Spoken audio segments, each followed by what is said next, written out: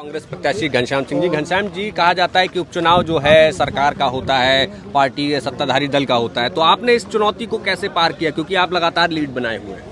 इस चुनौती को पार किया जनता के समर्थन के आधार पर। मैंने पहले 1-2 दिन में गया ग्रामीण क्षेत्र में, गांव शहर में जनसंपर्क किया। मैंने नब्ज टटोल ली जनता की। जनता मन बना चुकी थी और जनता जब मन बना ले तो कोई उसे रोक नहीं सकता, चाहे सत्ताधारी पार्टी हो, चाहे प्रशासन हो, चाहे शासन हो।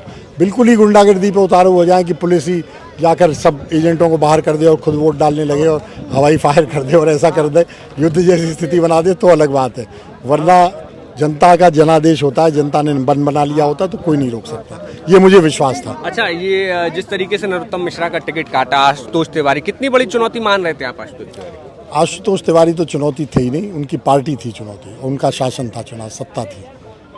अब आगे जब आप जीत की तरफ बढ़ रहे हैं, क्या कुछ आप पे जिम्मेदारियां हैं, क्या कुछ आप विजन लेकर अब आगे बढ़ेंगे? देखिए, जिम्मेदारी बहुत है और मैं चिंतित भी हूँ। जो खुशी है उसके साथ चिंता भी है, क्योंकि मैं जानता हूँ कि जनता की उम्मीदें क्या हैं। ऐसी परिस्थिति में जनता ने इतने अच्छे वोटों से जिताया है तो उनकी उम्मीदें भी बहुत बढ़ी हुई हैं, और विपक्ष के विधायक के नाते मैं कितनी उम्मीदों पर खरा उतर पाऊँगा, मेरे लिए चिंता का विषय है। लेकिन मैं उस चुनौती का सामना करूँगा और पूरी ताकत लगाऊंगा जनता की उम्मीदों पे खरे उतरने का, उनकी हर लड़ाई। अगले चुनाव तक क्या एजेंडा रहेगा कि इन 2-3 कामों पे जरूर दतिया में सबसे पहला एजेंडा तो है दतिया में सुख शांति का वातावरण, विश्वास का वातावरण उत्पन्न करना। झूठे केस वेस लगाए जाते हैं वो न लगें, कहीं लगते हैं तो हम ज़मीन पर उतरेंगे, मैदान में उतरेंगे, आंदोलन करेंगे।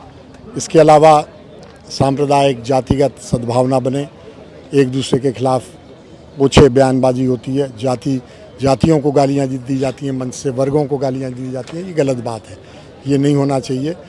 राजनीतिक वैमनस्यता के आधार पर भी कार्रवाई नहीं होनी चाहिए, ये सब मैं करूँगा। दतिया की बहुत पुरानी विरासत है, उसे हम संजोएंगे, उसका उपयोग पर्यटन को बढ़ाने के लिए करेंगे।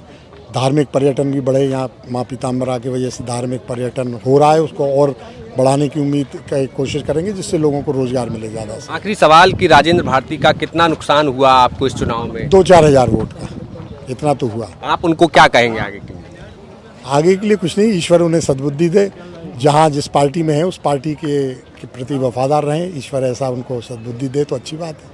बहुत बहुत शुक्रिया। तो ये थे हमारे साथ कांग्रेस पार्टी के प्रत्याशी जो कि लगातार लीड बनाए हुए हैं, और उनका साफ तौर पर कहना है कि अब दतिया के लिए काफ़ी सारे जो पर्यटन के विकास हैं उन तमाम विकासों को किया जाएगा, और ख़ास तौर पर दतिया जो अब तक पिछड़ गया था उसमें जो है उसको आगे लाया जाएगा। दतिया से मोहित कुशवाहा की रिपोर्ट।